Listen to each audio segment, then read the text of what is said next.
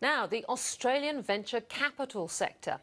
Money for startups in high tech and services. It's full of promise, but very short on funding because while seed capital, a few tens of thousands of dollars, is pretty easy to come by, finding the next step of $5 to $10 million for expansion or clinical trials or first commercialisation can prove very difficult indeed. The federal government's answer? SIVs, significant investor visas, with the lure of permanent residency. SIVs are now attracting large numbers of high net worth foreigners, particularly Chinese. You can get one if you invest a minimum of $5 million into certain Aussie investments for a minimum of 4 years, and at the end it delivers permanent residency. Invest $15 million and you can get a PIV, or Premium Investor Visa, and fast-track residency in 12 months. Well, David Chin is Managing Director of Basis Point, which provides market intelligence on SIVs, and I spoke to him earlier. David Chin, thank you for joining me. Pleasure. David Chin, you've got the major SIV annual conference in Sydney tomorrow. How much interest are you expecting? It's been significant interest, particularly from the private banks, the wealth managers and the fund managers in Australia, as well as the VC industry. And the small companies, listed companies, they're looking at this potential source of new capital. Now, the SIV program, it came in late last year, but it used to include investment in real estate.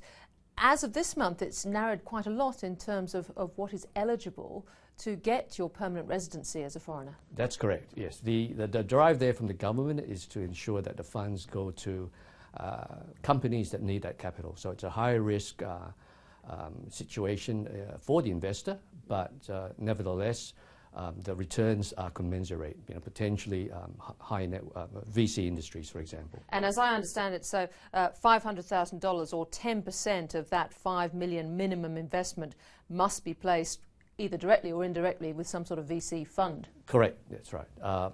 That's correct, as well as $1.5 million into emerging company funds. What sort of impact is this likely to have on investment flows, do you think? Just in terms of our research, we found that we expect 3.5 times more capital to flow once the SIV is up and running per year compared to what was invested in VC funds last year. And in the small cap space, that's 1.5 billion, also 1 billion per year from the 700 SIV applicants that we expect to come. That equates to a substantial increase in capital. So, we're talking US dollars there, are we? No, Australian dollars there. Yeah. Now, 90% of these SIVs are taken up by Chinese individuals, high net worth individuals. What is this likely to do to the China-Australia relationship? I think this is an indication of the more individual relationships that are being built nowadays. 10 years ago, 15 years ago, you might have had a BHP dealing with a large Chinese state-owned enterprise. Nowadays, it's much more individual to individual, which is a positive thing in terms of relationship building, in terms of potential further business deals outside of just that $5 million. And you mentioned wealth managers and banks coming to this SIV conference tomorrow. Presumably, that's to offer their services to these high net worth individuals, is it? Yes, because it's a new industry, there are no real gatekeepers per se, except for the Department of Immigration, which is a regulatory gatekeeper. But the point here is that the banks, the fund managers, they can all share information and be sources of potential client-generating channels for other associated companies. And presumably building on our services industry, I'm thinking of the Chinese Free Trade Agreement, our financial services industry into China. Yes, that's correct. Not just financial services, but you've got biotech, agri-tech, and healthcare, for example. Now, looking at the venture capital side, is there a big relationship between Chinese and Australian venture capital, or is this something that's going to build as a result of this new structure? Yeah, I think it's going to build substantially. China itself has a very large VC industry, which is growing significantly. There is a government initiative to expand that, to expand entrepreneurship in China. So I think, the Silicon Valley sort of Sydney link is now expanded to include the Chinese connections. More broadly, the huge investment that we've seen recently from the Chinese in high net worth individuals has been in real estate. What is driving that in your view? In terms of real estate, it's real estate development for the high net worth in many respects. And that development in terms of building more apartments in Sydney, for example, and Melbourne, is a function of them having the links into the buyers in China. They know that there is interest to diversify their investments offshore, so they're looking to fulfill that demand equation by increasing the supply. We have had a couple of controversial moments in the last couple of months with high net worth Chinese individuals illegally buying properties, big palatial properties in, for example, Sydney's eastern suburbs, getting around the Foreign Investment Review Board. Do you think the message has got back to China on this? I mean, how much of this sort of thing do you think is going on?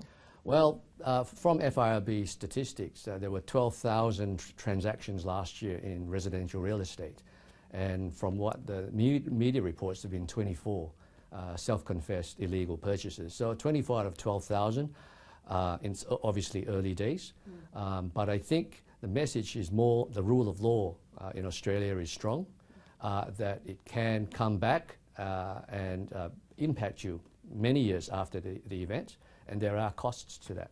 For example, in this case, think of the stamp duty revenues that the state government now has from forced resales. But you think this message is getting back to China? I think so. I think so. Also, China has has to be a global player, and you know, I think in terms of the Chinese government's appetite to increase the China's face in the world, and I think that is a driver. The other area we're seeing recently in terms of Chinese investment is in our land, our agriculture. And I notice just this week, Chinese billionaire Jingfu Ma, one of the top 400 wealthiest in China, he's bought a $47 million Australian cattle station. Can you see more of this happening?